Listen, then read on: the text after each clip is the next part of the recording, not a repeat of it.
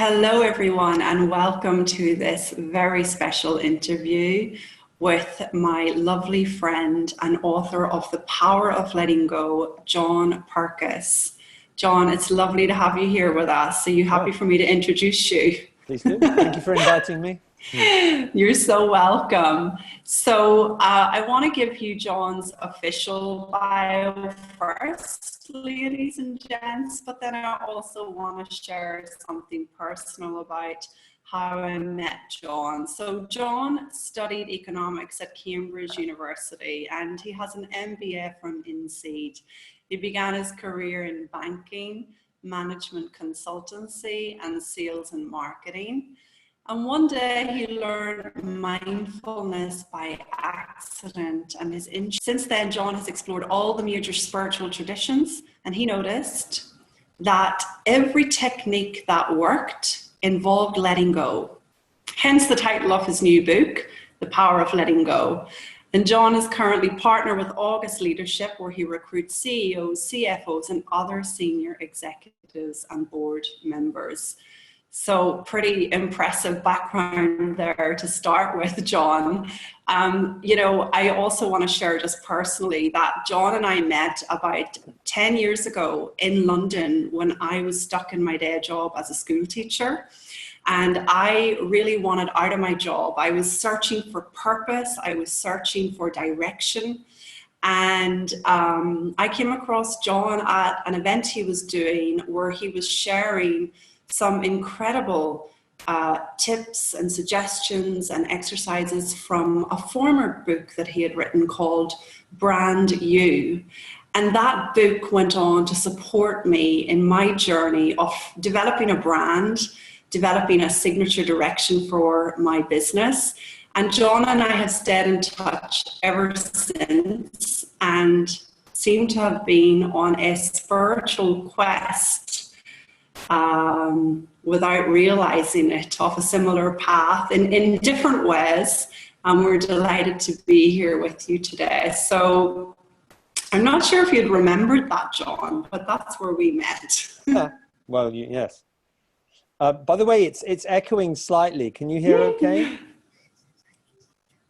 I can hear you perfectly. Oh, okay. Yeah. All right. I can hear you perfectly. Fine. Yeah. Okay, so I want to get straight in, if it's okay, with just, the power of this letting go. And we're here today for how to fear-proof your life. And John, it just seems that this is such a moment in history that your book couldn't come out at a better time. People need this more than anything right now. And I don't want to sidestep what's going on. So I want to get straight in with asking you a couple of questions on that. What, in relation to what's actually happening right now, where lots of people are in fear and lots of people are up against the panic and the supermarkets emptying and this virus going around. I would love to have your perspective on what's occurring. And how do we let go of that panic? Okay. Well, the way I suggest we look at it is this, I'm just looking at the names of the people on the screen. So most of us, I would imagine, have been brought up in the West. And in modern Western conditioning, if you like, most of us have been conditioned to think that we are some combination of the body and the mind, which Eckhart Tolle called the body-mind. So if you believe that you are the body-mind, then your priority is survival. And there are 7.7 billion of us, when I last checked, and we're all running around trying to get what we want, or in this case, survive, right? And that's the way we've been educated. I studied economics. Economics treats human beings as body minds trying to get what they want, right? Psychology is pretty similar. So if that's how you see yourself, then life is going to be very tough because you're going to run around trying to protect yourself. And if you believe you're the mind, then if you have a fearful thought, you're going to be afraid, right? It's a bit like road rage. You have an angry thought, so you get angry. You have a fearful thought, so you become fearful. It's like being a puppet on a string. And as far as I can see, that's where most of us are, and that's why there's panic, right? So I don't know. I mean, you and I talked a bit about meditation yesterday. I mean, does everybody in this call do any kind of meditation? That I wouldn't be sure of. Okay, so I certainly know some of my clients do. Audra okay. and Amy are here. Okay, so let's say, you know, most people have been conditioned to think that they're the body mind, and this isn't just the West. You know, I mean, I know lots of people who've grown up in India. A lot of Indians have been conditioned to think the same way now, right? A lot of Asians. So that's kind of where we are, and that's where there's panic. If we learn to meditate or do yoga properly, one of those things, or for example, maybe if you've been on top of a mountain and your mind suddenly falls still, you have an experience of pure consciousness. And what I would say is what you really are is pure consciousness. And you may have noticed, you know, well, I'm sure you have, Grace, you know, when your mind goes completely still, there's this consciousness, right? Which is timeless, right? And it's the same when you're 7 years old and when you're 70 years old, it's the same, right? And so what a lot of us do when we learn meditation or yoga or maybe doing sport is we start to learn to observe our thoughts. So instead of believing that you are the thoughts, which is why people are panicking in supermarkets, you at least start to observe those thoughts. And you can say, oh, look, there's a fearful thought. Does that make any sense? Instead of becoming fearful, you say, okay, I've just had a fearful thought. Yeah, absolutely. It's putting some distance between yourself and the thought. Yeah. And until you do that, you will panic. Because you'll just be the stream of thoughts, right?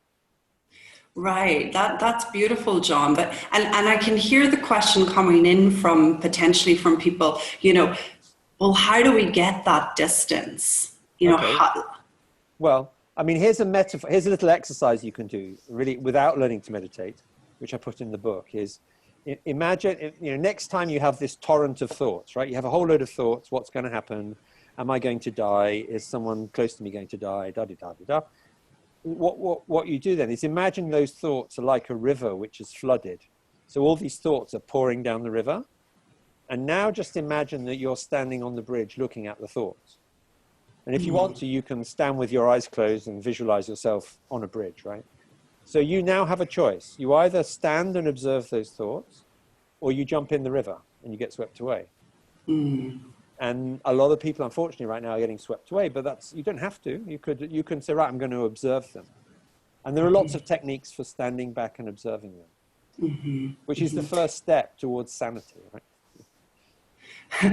Yes, absolutely. And I loved many of the exercises that you shared in the book, John, you know, to help us step back.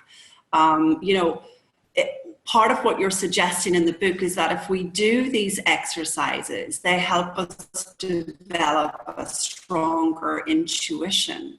Can you talk about why that is? Well, it's all connected. I'm just thinking to end the first point, I would suggest if someone's totally new to this, if you just learn very simple mindfulness, if you just sit with your eyes closed, and this will answer the second question at the same time.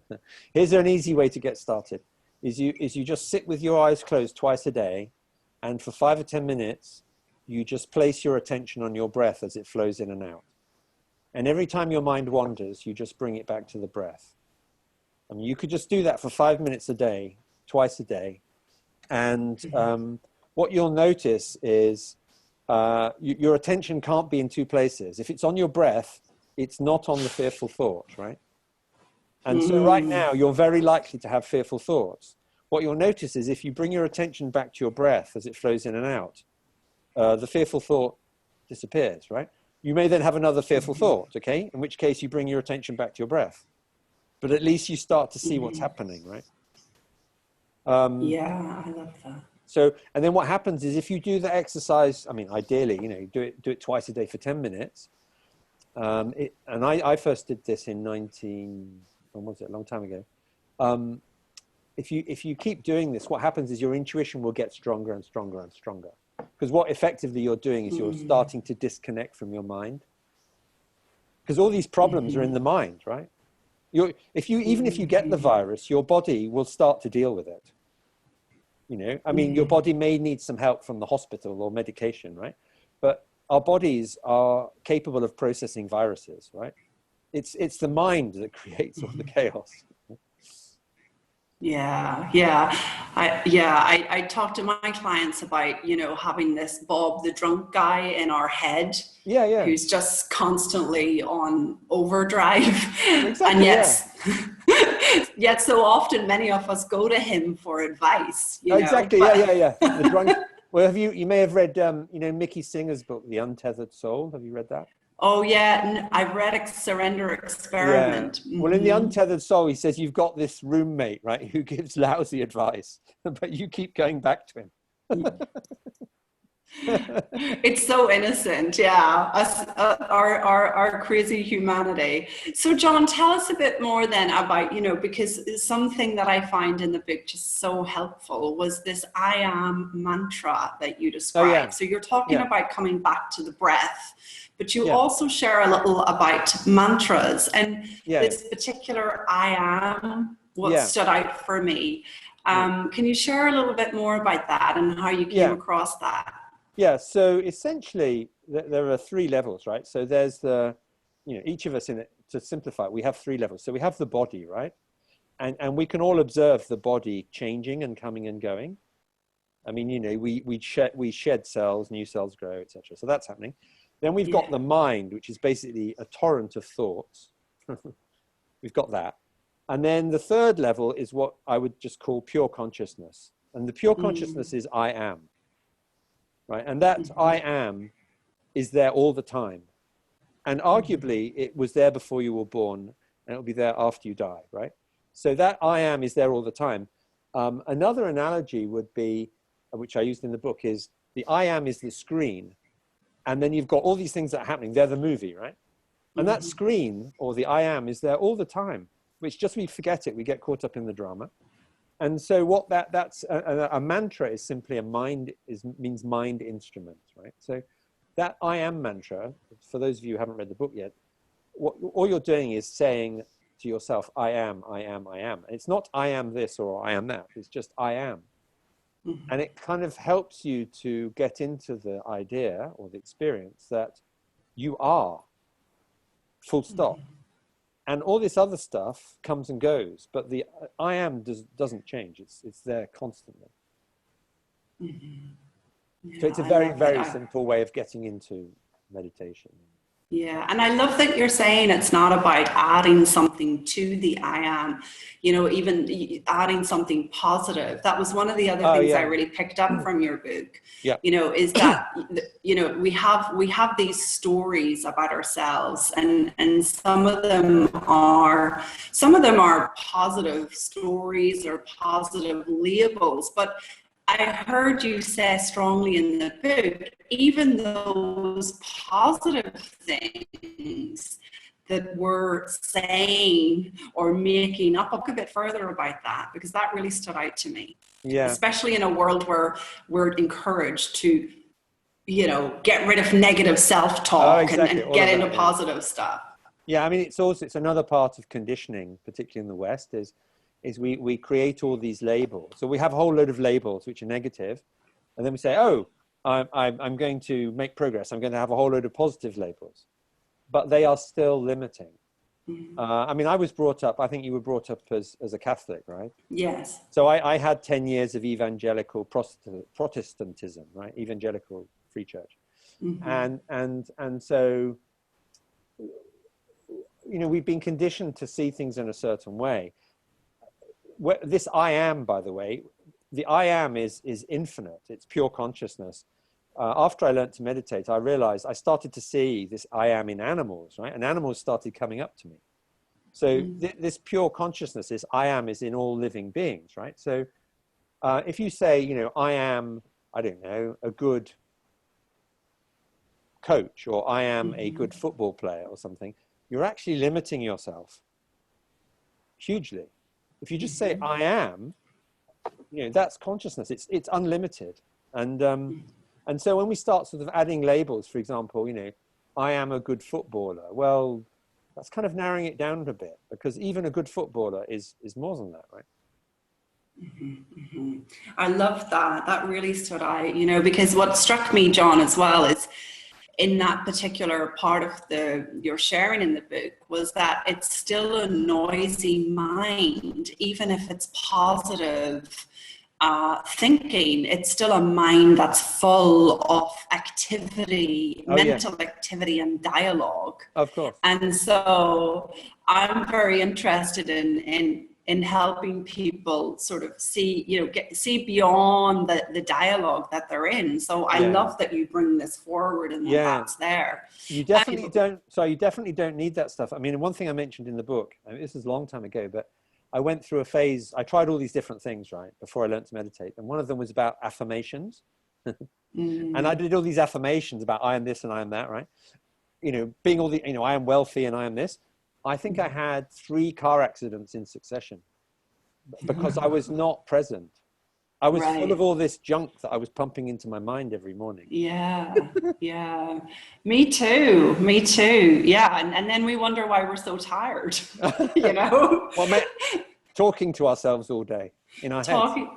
Right. And I want to bring that up actually, because I think this is a moment in time that's difficult for a lot of people that really have been living life in the rat race, full speed ahead, in what I describe as the American hustle, but it is not limited to America. Yeah. And now they're faced with this lockdown, and I'm imagining that for many of them, the halt to the hustle really means, you know, no escaping the dialogue now. Yeah. Right. Exactly. Yeah. Okay, yeah. Can you speak to that at all? Can you speak to that, well, I suppose John? What do you say? Another part of our conditioning is that we need to be busy all the time.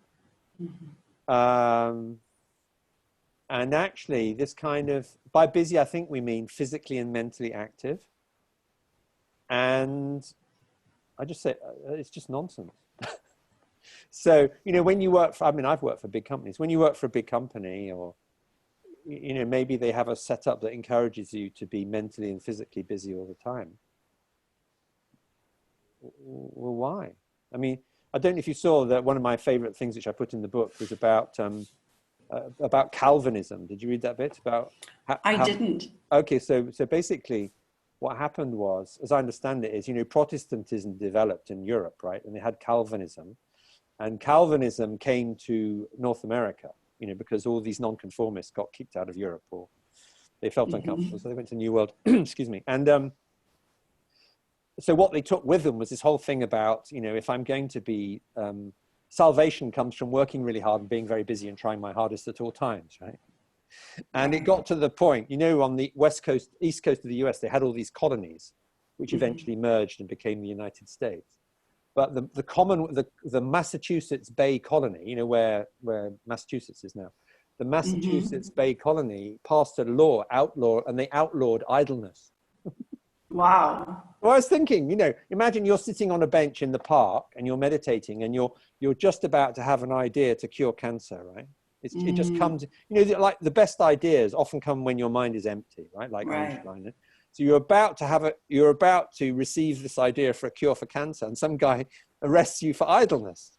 Right. It's nonsense, right? But that's our conditioning. Is, you know, when you work in a big company, this whole thing, you need to be seen to be present and busy, and a lot of it is not productive.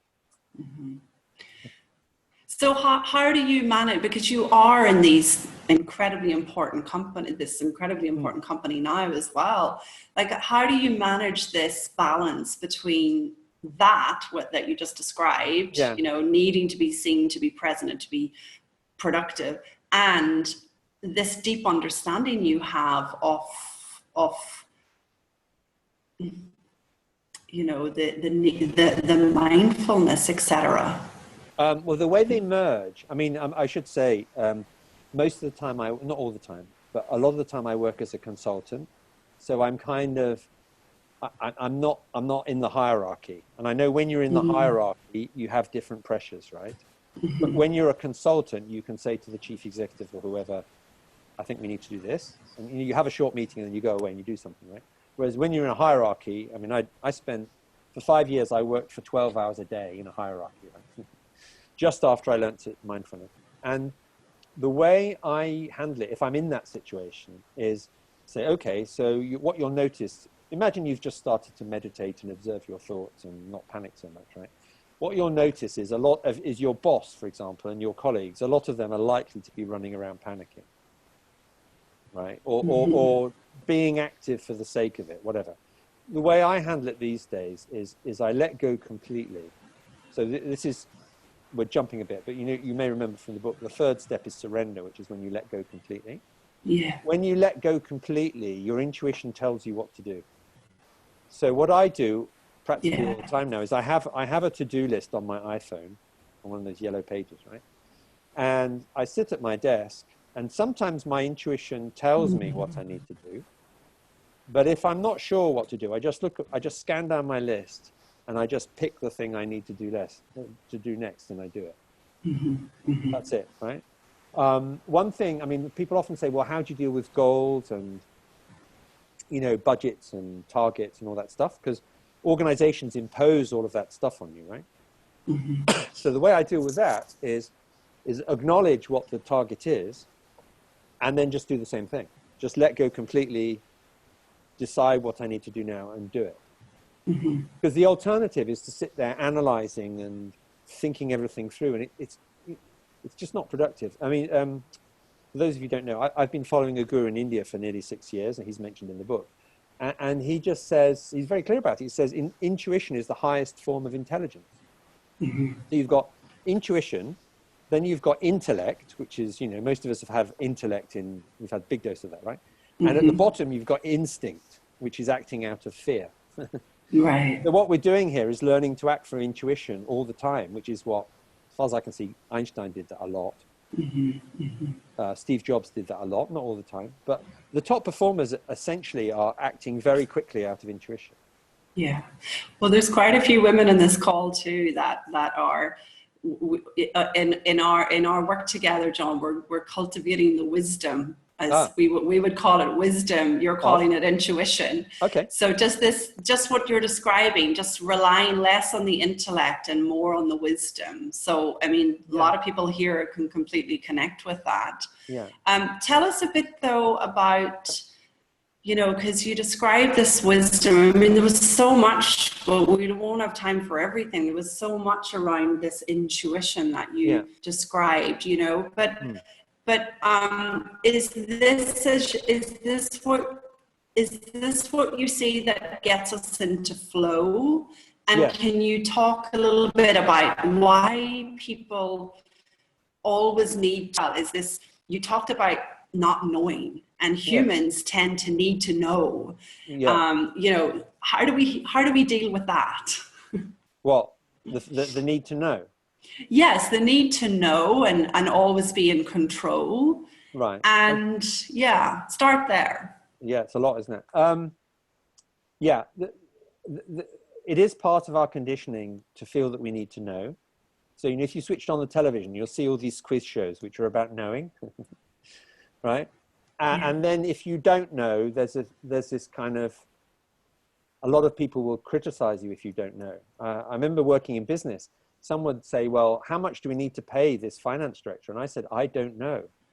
And the chairman was furious. And I said, well, we don't know. And of course, they invented a number which turned out to be wrong. Right. And if you work in the City of London, a lot of people are expected to know. Like, you ask them an opinion, right? What's the stock market going to do tomorrow? And they'll have an opinion, right? The best fund manager I know, who's outperformed everybody for 10 years, you ask him what's going to happen. He says, I don't know. So, the best people, they just say, I don't know. They have a methodology for choosing investments. But if you say, what's going to happen over the virus or Brexit, they say, I don't know. Right. So I think one thing is recognizing intellectually, it's intellectually honest to say, I don't know. One of the best economists I know, who's a woman, she says, economic forecasting is a mug's game. And there are thousands of people trying to do economic forecasts. And it's a mug's game because there are hundreds of variables, right? Yeah. I mean, the oil price fell, what was it, 30%, 40% last week? Right. So that's all those forecasts out the window. It's almost like we're just throwing spaghetti at the wall. It's nonsense. It's nonsense. You're inventing. It's a fantasy, right? So in terms of intuition, my favorite definition of intuition is immediate insight without reasoning.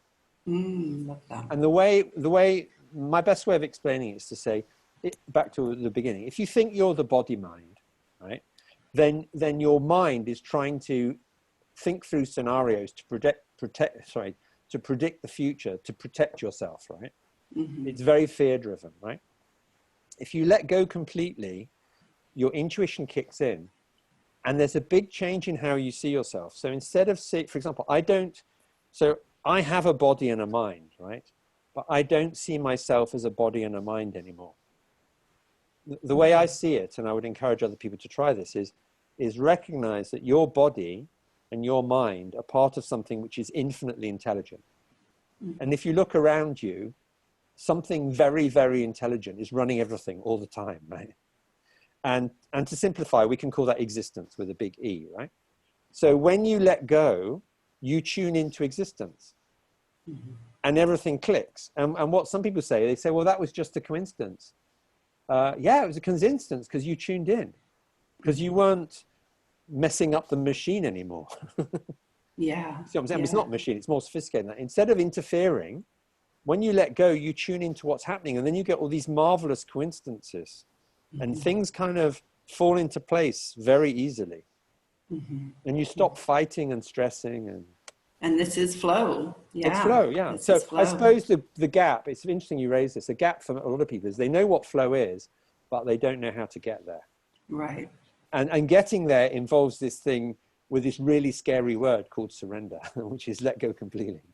Yeah, which is why this piece about knowing versus not knowing is so important for at least it touched me, you know. Yeah, so if you cling to the idea that I have to know everything, well, that's not going to work, is it? Clearly nonsense. And I suppose what's happened with the coronavirus is it's exposed the nonsense. Like all those people who thought this year was going to be about, well, you know, I mean, the British government thought they were going to put Brexit to bed and otherwise do various things. Well, sorry, no, you've just passed an emergency budget to give away £350 billion. Yeah. Sorry, well, that's all gone out the window, hasn't it? Well, it's this, and it's as I read in the book, in The Power of Letting Go, it's this piece about, you know, you talked about being easy with plans, you know, not getting into too much planning. This is something that I see a lot with some of the people that come to me or that I'm working with, is this, it goes back to this needing to know. It's like needing to have the whole thing figured out before they make a move, or needing to have the whole thing put together before they do the presentation. And I'd love for you to speak a little bit more deeply to that, because I know a number of women on the call have been speaking to me in the last week or two about feeling this inner calling to show up and share more of themselves, but feeling really, really caught in the loop of, you know, getting it right, knowing exactly what to say, knowing how to say it. Yeah. You've written lots of books, John, at this stage, but The Power of Letting Go can help us here. What could you share? Well, again, if we go back to the first principle, if you think that you are a body mind, so if you believe that you are a body mind, right, in a world with 7.7 billion other body minds, right, essentially, and then you get attached to that body mind, right? I'm worried about what people are going to think about me. You know, basically that's the Eastern definition of ego, is you're attached to your body mind. So then you start thinking, I'm superior to people, or I'm inferior, or what will they think of me? You can see the trap, right? It's a massive trap. And I remember when I was a student, I decided I needed to learn public speaking. So let's start there, right? And I had no training in public speaking. Actually, I can remember what happened is, it was when I was at Cambridge. I thought, well, I just need to go and start doing it, right? So I went to this dinner, and I was the host at this dinner. And the guest speaker was Jeffrey Archer. Right. And I was sitting next to his wife, right? Who is almost certainly much cleverer than Jeffrey is, right? She teaches chemistry, right? I think she's a professor of chemistry. Anyway, And he was, anyway, he did his thing. And then I had to stand up. And what happened was, it was candle lights, and there was all this red wine that had got spilt on the table, right? I put my notes on the table and they dissolved into the red wine. So that was the end of the planning. Yeah. And so the way I do it these days, and I help other people do this, is, your ego will start agonizing about what you should say, what people are going to think, all that stuff.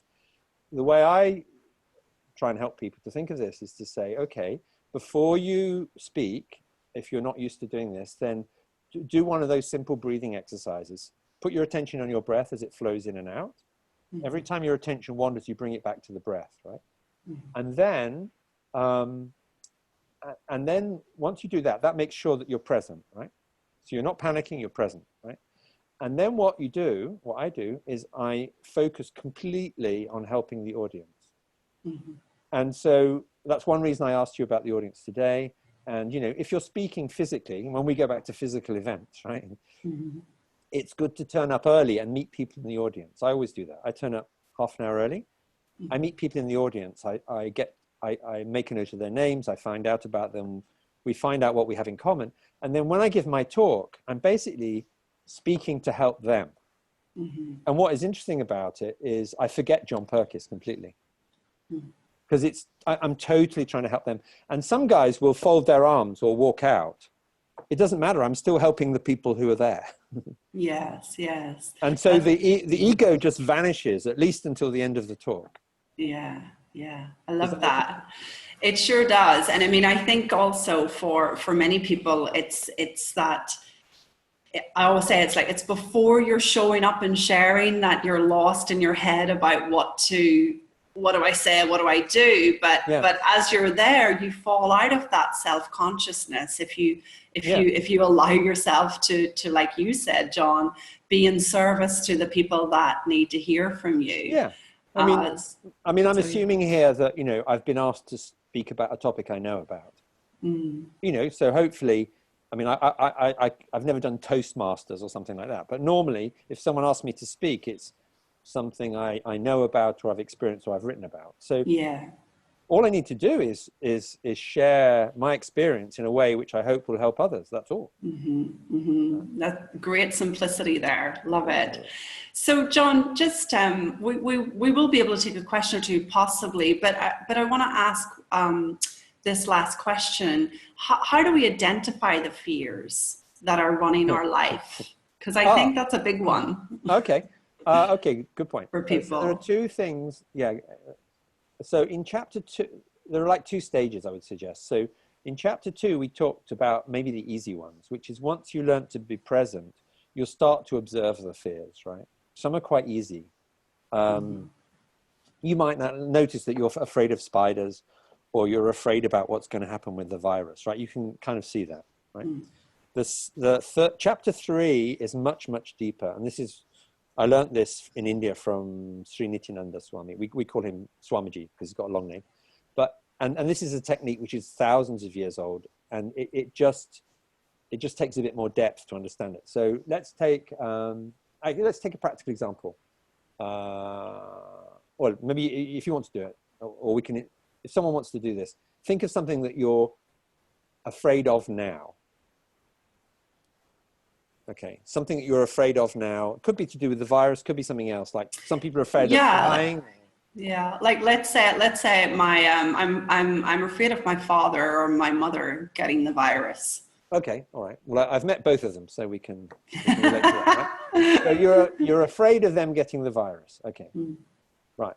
So now, when you have that fear, where is the fear in your body? Sort of in the stomach, really. I can feel it. Feel in your stomach. Okay, right. Now what we do is we go back to as early as you can remember, early childhood. Yeah. So and can you also describe that feeling in your stomach? Nervous, like anxious. Okay. Uncomfortable. Okay, all right. So my mum's 87, right? So she's I think, older than your parents. So, Mm-hmm. but let's say they're all in the risk category, right? Right. Okay. So you've had those feelings and it's in your stomach, right? So what you do now is you go back to as early as you can remember, very likely before the age of 7, and find the first time that you had any of those feelings. Oh, mm-hmm. Can you find it? When did One. you first? Yeah, Okay. one right away when you said it. One. Okay. Yeah. Are you willing to share what that was, when it was? It was, I got lost. Okay. I was with them, Uh-huh. but I got lost. Okay. And I couldn't find them. Ah, And I was okay. very young. Okay. How old? Yeah. Any idea? No idea, but below 10, well below 10. Okay, all right. Yeah. So you got lost, and right. So then this technique is, let's just take that experience at face value, that early experience. Mm. So what happens is we have that experience, and it becomes, in Sanskrit it's called a samskara. It's like a scar, right? Right. Or in English you might call it a pain pattern, or an incompletion. It's an experience that you had but you didn't complete it, which is why the pain is still in your body. You can still feel it, right? You've pointed towards it, right? So what you do is you go back and you become, and you can do this with a mirror. You can do it with your eyes closed, or often it works very well. You get one of those vanity mirrors. You look in the mirror and you become that small child again, and you relive that experience, and you allow all the emotions to surface. It's a bit like pus coming out of a wound. And what happens is if you keep reliving, in my case, you probably read in the book, it was my first day at school, age 5. But in your case, it may be getting lost, whatever, is go back and keep reliving that experience by looking in the mirror, for example, and feel any emotions that come up. And what happens is the emotions steadily lose their power. And then eventually, the way it is for me right now is my first day at school is like a book in the library. I can go to the library and get the book, right? And put the book back in the library, but it's not, that experience doesn't run my life. Whereas, for example, if you feel anxious about your parents now, it will be triggering some pain pattern from that time in early childhood. Right, right. And the difficulty is, most of us, we're trying to deal with the pain now without realizing that it's triggering something very, very early. Once you relive, and it's called relive to relieve. Once you relive and relive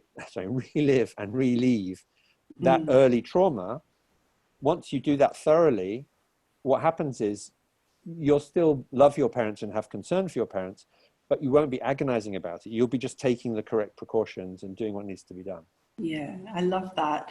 Relive to relieve. John, there's been so many good exercises and practical pieces here today. It's really good, especially that last one to finish. I think lots of us can certainly do that and discover that for ourselves. And I do want to just take your book off my shrine for a moment. Off the shrine. I love the shrine. Because ladies and gents, if you haven't got it, it is The Power of Letting Go by John Purkiss. And I believe, John, it's available on Amazon as well and on Kindle now. Yeah, it's on, right? The publisher didn't tell me, but they released it on Audible, which is the audiobook. It's on Kindle. And nice. it's on amazon.co.uk and amazon.com. Oh, wonderful. Okay, so we have it in all places we can get a hold of it. So really encourage. So the only thing I should mention is in the US, it won't be on amazon.com until the 7th of April. Okay. But anyway, everything else is available. So. Yeah, I think a lot of people nowadays are really enjoying Audible and Kindle. Yeah. So that's wonderful. Are you pressed for time, John? Do you have to go? No, you're okay. I'm here. Ladies and gents, if there's anyone who has a question for John, if you'd like to set it in the box, I can see some coming in, or if in the box. That's good. Yeah. Or if you want to come on, you're welcome to. So we have here Sharon. When you talk about intuition, can you see it, John, or shall I read it back to you? It's Sharon Goldman. Sharon Goldman, yes, she's written in. Oh, okay, I can't see it now. When you talk about intuition, John, I totally agree, but it also brings up thoughts about Trump and how he just relies on gut feelings, which is totally not confidence boosting. Yes. What would you say to that? What do you mean, not confidence boosting for whom? Well, Sharon, you may want to come on here, but I think what relying on gut feelings. Okay, yeah.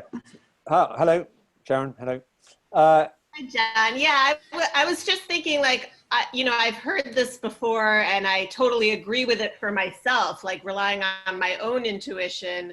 But, in terms of like, I'd like to be able in my mind to generalize it to all of us. But then I think about, well, is intuition really such a good thing when you're talking about someone like that? And, he could say, yeah, I just rely on intuition. Yeah. You might say that, yeah. Who needs intellect? I have intuition. Yeah, no, it's a very good point. So it's very easy to get confused and to think I'm experiencing intuition when you're not, right? So I'll give a simple example.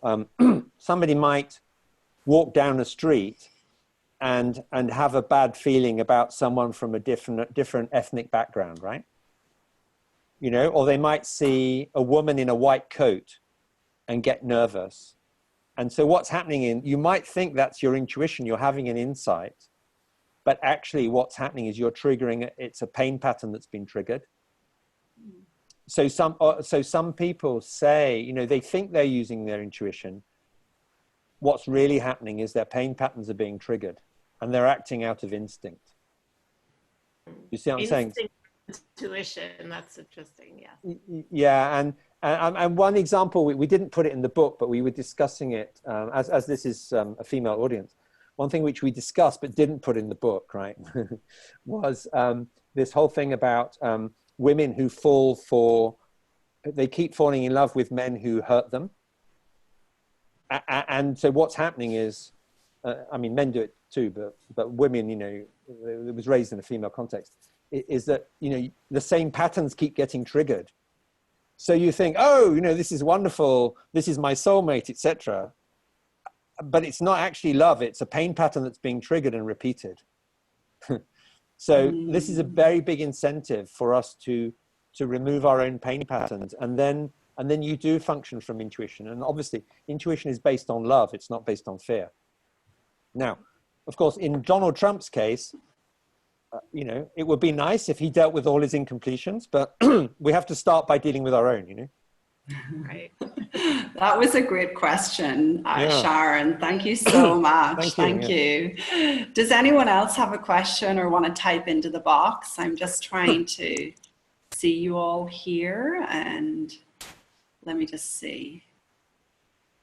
Amy, was that you putting your hand up or not? No. Okay. Anyone else? Just a couple of minutes left if you do want to ask a question or share something. And it's usually the question that you're thinking, oh no, I can't ask that. Or I don't want to ask that. We want you to ask it because those are the best questions. Oh, Amy, you just came on. Awesome. That question from Sharon was so wonderful, and the way you answered it was wonderful.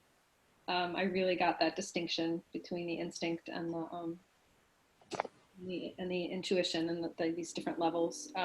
My question is still about what you talked about earlier, Grace. I don't know if it just is hard to land in me, the planning and the needing to do and the. Like it always feels very separate for me, it always feels very separate from the space of being in wisdom or intuition, as you call it, like the quietness. That always feels like they're two different things. And I'm over here planning and doing, then I can take my break and be over here in the wisdom. Like it's just still a hard thing for me to integrate. So I was wondering what kind of insight you would offer up. Amy, do you meditate? I do. I'm a yoga teacher. What sort of meditation do you do? The meditation. Okay, yeah. Vipassana, yeah. I've been doing a lot of it lately. Okay. Might be simplest if I just tell you my experience. Sure. So I learned mindfulness by accident. Apparently by accident. I did that for 6 years, and then I've been doing transcendental meditation since then. Mm-hmm. When 6 years ago, I met Swamiji and I started doing the completion exercise, which we've just discussed. And actually the reason I latched onto it was he'd written this book called Living Enlightenment, which is 800 pages long. I've only read half of it. But what I realized very quickly was that he was showing us how to effectively, because I'd had this experience of, in TM, they call it no mind, no mantra. So you're in this pure consciousness, right? I'd had that experience, but it was only 20 minutes twice a day. And what I noticed was, in my case and most other meditators, they were in bliss twice a day, and then the rest of the life was stress, right? Mm-hmm. And what I noticed is when I started learning completion, I realized what was happening is he was showing us how to be in meditation all the time. So what happens, you may know in Sanskrit, it's called Turiya, which is the fourth state. Yeah. And so what happened, I kept doing this thing with the mirror for 3 weeks on the ashram. And then when I came home, I carried on doing it, right? The completion exercise. And I was walking across Hyde Park in London, and I suddenly realized I'm walking across the park and I can see trees and grass, but there's no mental chatter. And I got to the office and I started having a conversation, but I was still in this emptiness. It was really weird. And then next time I saw him in India, I described this and he just grinned and held up both thumbs. So my feeling is that's where we're going. It kind of merges. Yeah. And you know that space, Amy, you've touched it. Right. I know what you're talking about. It's falling but this is great. Say it again. Oh, I said it's falling into habit to separate those things. It's just a pattern. Say it again. Yeah. I suppose technically what we're doing is we're dropping the habits, but yeah, then it all just merges, I think. Yeah. It's very refreshing, John, to have some practical exercises like you're suggesting, meditation and the breath to help us on this journey. I think it's wonderful. So thank you for that question, Amy. Thanks, Amy. So does anybody else want to come on? Remember, it's sometimes those questions you don't want to ask. So feel free. One thing I wanted to, while we're waiting, Grace, Sure. Maybe we can do this for another webinar or another way, but for those of us who are interested, there is a technique for changing Donald Trump. So we do need to work on ourselves, but we can also influence Donald Trump or whoever we want to, so it's fine. Oh, can we influence my partner then to buy even more diamonds and more Chanel handbags and things, please? Although the shops are closed now, I can't believe how much money I'm saving and he's saving because I can't get out to the stores. Well, I think what we would do, as this is a female audience, is that what you should be manifesting your own handbags and jewels. Oh yes, I do that too. Good. It's always nicer though when someone buys it for you. Okay, fine. All right, let's see if there's anyone here in the chat box. If not, I think we'll start closing if there aren't any more questions. Okay, people saying thank you so much for today, John and Grace. You're so welcome. Thank you. Hi, Nita. Great to see you. Hi. Yeah. Hi, Nita. Hi, John.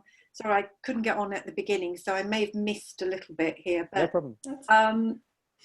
Yeah, I mean, I love the title of your book and what you've shared, and the exercises have been great. And I love the surrender experiment as well. Oh, it's a great book, yeah. What I particularly love, well, what I've been trying to do is to have that sort of approach or perspective in life of sort of as things come to me, rather than resisting, just sort of letting go and saying, okay, well, I wonder what would happen if I went with it. And I've sort of been semi-successful with that, not obviously not completely. And it's still a journey. And I just wondered if you had any sort of anything you could share around what, I don't know, I'm sorry, I don't really have a very clear idea of why I can't sort of keep going down that path. But what do you mean? What do you mean by semi-successful? Well, what is it you want to happen that isn't happening? I would love to really just let go and just say, yes, this scares me, but it's come my way. Yeah. It's an opportunity. It doesn't seem like it's going to harm me or anyone else. So I'm just going to go. I'm just going to give it a try. I'm going to go for it. Okay, and right. I do that, and then I sort of pull back, or I do it. You mean, you're saying this is some kind of opportunity, like a job or a business or something? Anything really, yeah. And anything that, yeah. I mean, I'm self-employed, so I guess any opportunities that might come along for me with my work. Yeah, just life really. What I would suggest you do is be much more active. So I'm just guessing I'm guessing your spiritual heritage from your first name. Yeah. What's your religious or spiritual background? I was raised a Hindu. Hindu. Okay, perfect. Okay. So everything that I'm saying comes from the Vedas, and obviously Hinduism comes from there, right? Yeah. So I think what's happened in the West, I have quite a lot of friends who've kind of digested a bit of Buddhism, which also comes from the Vedas. They've digested some Buddhism or something, and they've come out very passive, like, you know, and they seem to think. I had it yesterday actually. Somebody was commenting on LinkedIn. Oh, this letting go you're talking about, it's just about accepting, right? And I'd say, no, it's not about that at all. So I think in the West, there's this common perception that we've become all kind of a bit passive and floppy, and we accept things and it comes our way and blah, blah. It's not. The message of the Veda is much more active than that. It's essentially, it's about manifesting what you want. And that's not in a selfish way. It's effectively, are you familiar with the phrase Paramashiva? No. So Paramashiva, Paramashiva, if you had to translate it, would be like the absolute or the ultimate. It's what's creating everything. And so in theory, this should be easy for a Hindu, but often isn't. What instead of being Nita, this body mind called Nita, what happens is you expand and you realize, actually, I'm Paramashiva. I am the ultimate. And so what I'm saying is that something is manifesting everything, right? All the time. And when you break down all these barriers and become that, you start manifesting things very, very easily. So my question for you, I mean, not in the context, not in this webinar, but the question I would ask you, or Grace can ask you, is what is it that you really want to happen? And then remove the barriers so that you can manifest that easily. So it's not about being passive or accepting. It's about, okay, what do I really want? And then letting go of everything that's stopping that from happening, which is pretty much described in chapter 5. But there's more to it than that. But yeah, no, thank you. I think the most helpful thing there that you said was you need to be more active. Yeah, it's very active. Absolutely right. And even things that I've learnt from the West, even more recently, have been very passive. And I think that's what needs to happen. And if you're not careful, you end up in victim mode. Yeah. No, thank you. Thank you, Nita. Great question. Thank you. Okay, everybody. So I think we're going to close there, John. We're at the top of the hour. And thank you so much for being with us today. This has really been very, very helpful. Well, I've enjoyed it. Thanks for inviting me. You're so welcome. I hope everybody gets the book.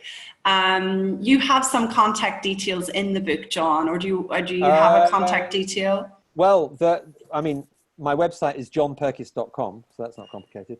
One thing we were going to mention, Grace, is that there's a Facebook group. Oh, yes, please. So we've got a thing called the Power of Letting Go Book Club, and it's a Facebook group.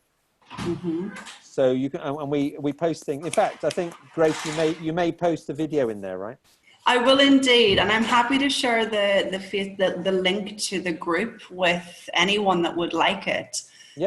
Please reach out to me if you'd like the link to John's group. I have added a number of you in there. If you're a client of mine, you might see you're in there. But if you're not and you'd like to join, just simply reach out to me and we'll get you added. You can reach me on gracefulcoaching@gmail.com, or you can private message me on Facebook. But that's a great group, John. Yeah, thank you. That's a great Wow. place for people to go. Okay, well, thank you, Grace. Yeah, so thanks, welcome, Nita. everybody. Lots you, of everybody. love. Take care. Bye. Bye-bye. Bye.